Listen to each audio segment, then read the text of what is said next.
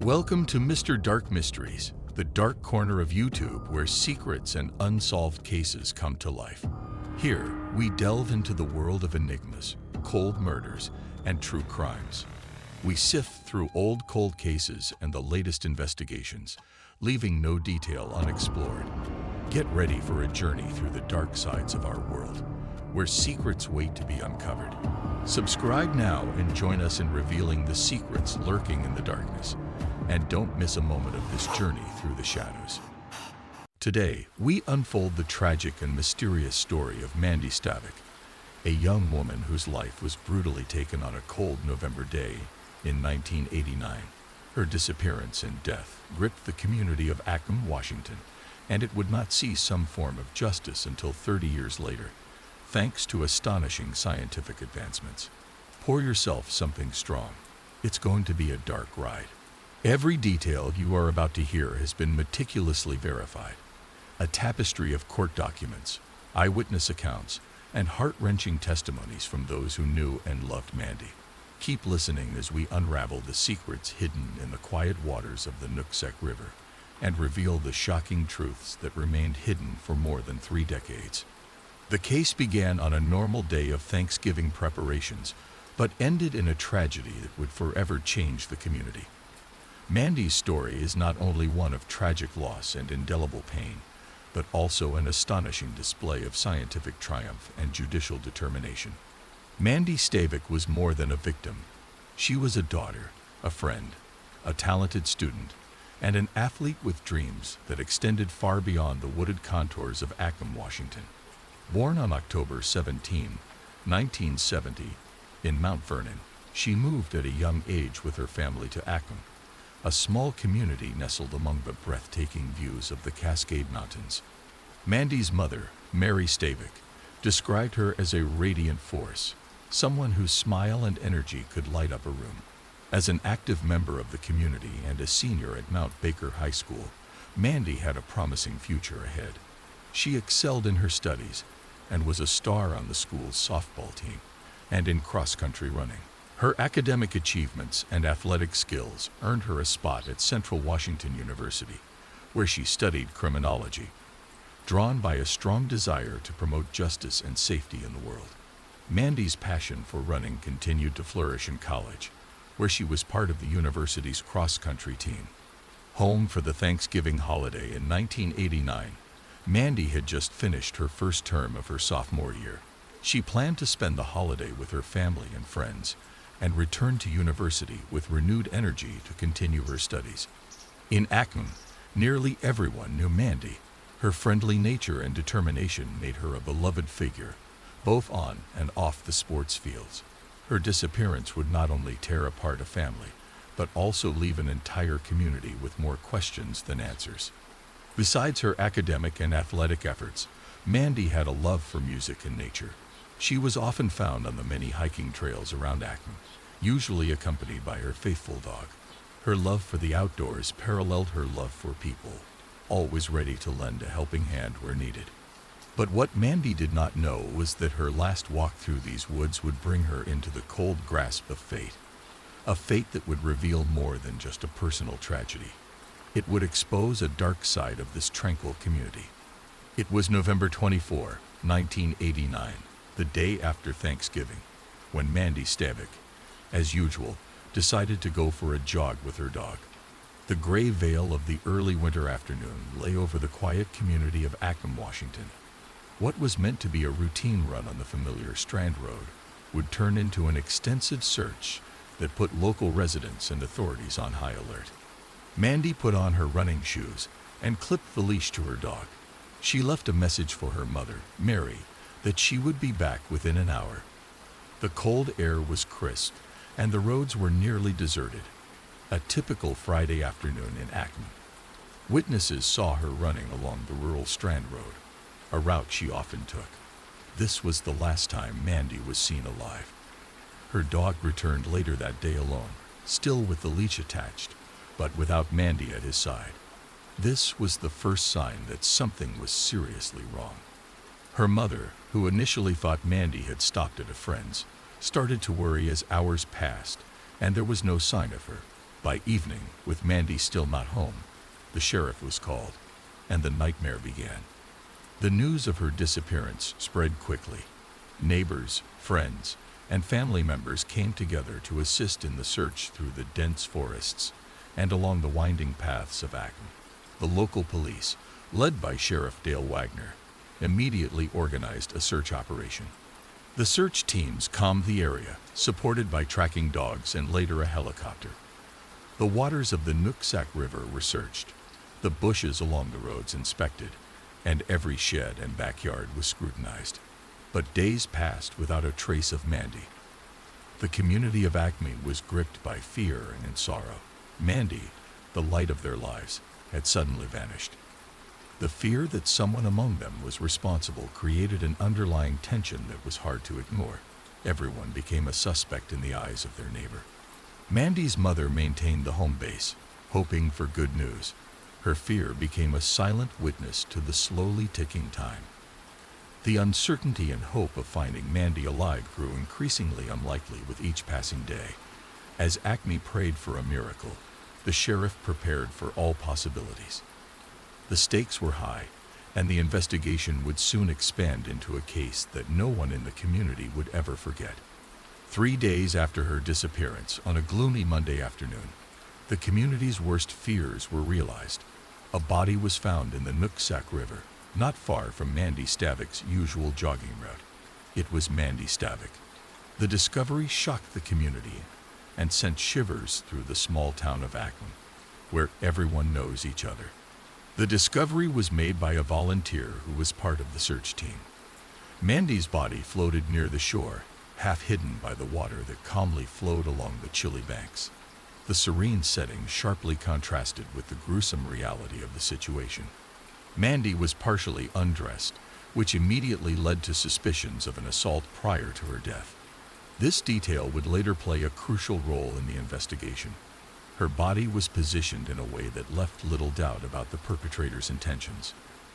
The sheriff's department, along with the state troopers, immediately cordoned off the area. The site of the discovery became a crime scene. Every square inch was scrutinized, looking for evidence that could shed light on this dark case. The impact on the Stavik family was devastating.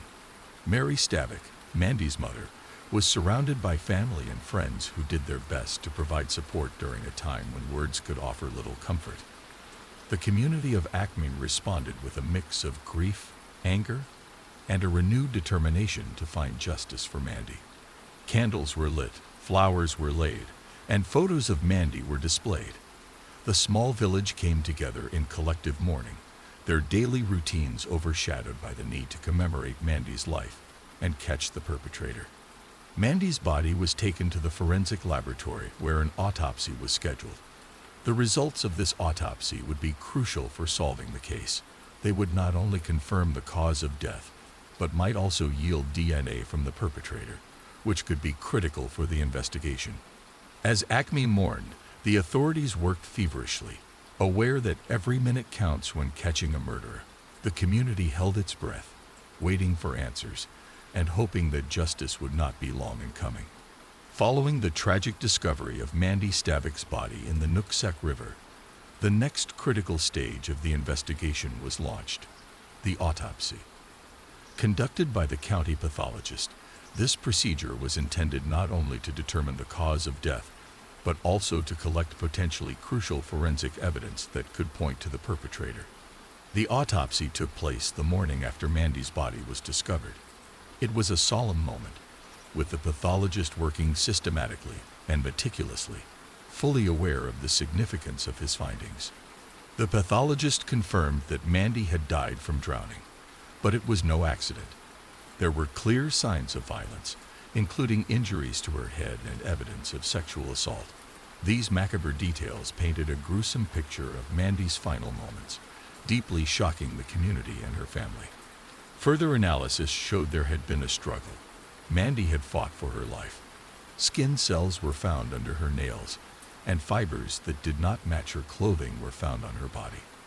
These critical pieces of evidence were invaluable. They provided the investigators with their first real leads. The most significant breakthrough, however, came when forensic technicians isolated human DNA from the samples taken during the autopsy. This DNA, found on Mandy's body and under her nails, was secured for future comparisons with suspects who might emerge. At that time, DNA technology was not as advanced as it is today, but the assurance that they had the perpetrator's genetic material gave both the family and the investigators new hope. This was the evidence that could lead to the identification and conviction of the murderer, provided the right suspect was found. The results of the autopsy were shared with the family and the community, a process that brought both closure and renewed anxiety. The hunt for the murderer, now with clear physical evidence in hand, intensified. The sheriff's department, assisted by the FBI, began collecting DNA from local men who had been in the area around the time of Mandy's disappearance. Every man in Acme and the surrounding areas was seen as a potential suspect. This extensive probe would last many years, with hundreds of voluntary DNA samples being collected and compared to the evidence found on Mandy's body. As the years passed, the case went cold until science caught up with the need for justice. Years passed and the case grew colder. It was not until 2009, 20 years after Mandy Stavik's murder, that a new technological breakthrough offered hope. Improved DNA techniques, which were not available at the time of the murder, were applied to the preserved evidence. This new effort yielded a match. The DNA of a local man, Timothy Bass, matched the DNA found on Mandy. Bass had lived nearby and was in his late teens at the time of the murder. He was among the many people who had voluntarily given their DNA at the time, but it could not be matched with the technology available then. In 2017, nearly 3 decades after the murder, Timothy Bass was arrested. The arrest was a relief for the community and a bittersweet victory for Mandy Stavik's family. Finally, after so many years, they could begin to find closure. During the interrogations, Bass initially denied any involvement, but the overwhelming DNA evidence was indisputable. Faced with forensic reality, his options were limited. The evidence, collected through years of careful police work and supported by the latest forensic techniques, left no room for doubt. Timothy Bass was a name that had not been prominently on the investigators' radar until 2009, despite him living in the same community as Mandy Stavik. Bass worked as a baker and led an apparently normal life, married with children, and had no prior criminal record that drew attention. Born and raised in Acme, Washington, Bass was a 22-year-old man at the time of Mandy's murder. He had access to the areas where Mandy often jogged, and his later movements and behaviors raised no alarms, allowing him to stay under the radar for a long time. After his arrest in 2017, the case against Timothy Bass accelerated. His DNA, secured from a cup he used at his workplace and discarded, was the key the authorities needed. A direct match with the DNA found on Mandy's body was the irrefutable evidence that led to his conviction. This resolution, while bringing closure to the Stavik family, also highlighted the profound impacts of advancements in forensic science. The community of Acme, profoundly affected by the tragedy, could finally begin the process of healing, knowing that justice for Mandy had been achieved, albeit decades later. The case serves as a stark reminder of the capabilities of modern forensic technology and its role in solving crimes that once seemed destined to remain mysteries. Under pressure during the trial, Bass continued to deny his involvement. However, the evidence against him was overwhelming. Witnesses, including family members and colleagues, painted a picture of Bass as a man who might have harbored the dark secrets that could explain this heinous act. The trial of Timothy Bass was a media sensation, largely due to the decades-long mystery that had shrouded the case. Evidence after evidence was presented, each piece contributing to an inescapable conclusion. The prosecutors used advanced forensic techniques to bolster their case, while the defense tried to cast doubt on the integrity of the DNA evidence. Eventually, after an emotionally charged trial, Timothy Bass was found guilty of the murder of Mandy Stavik. The jury, convinced by the forensic evidence and consistent witness testimonies, delivered the verdict that many had anticipated but few had dared to hope for. Bass was sentenced to nearly 27 years in prison, the maximum penalty under Washington state law for such crimes at that time. The sentence was a relief for Mandy's family and the community, which had waited more than 28 years for justice. The conclusion of this trial did not bring Mandy back, but it did provide a certain degree of peace and closure to those left behind. Timothy Bass's conviction was not only a testament to judicial determination, but also a landmark moment for forensic science, which made it possible to uncover the truth long after the echoes of the original crime had faded. Thus ends the story of Mandy Stavik, sad and tragic, but not forgotten. Through justice, however late, her memory continues to live on, a somber reminder of both the darkness that resides in some and the tireless quest for truth that drives us.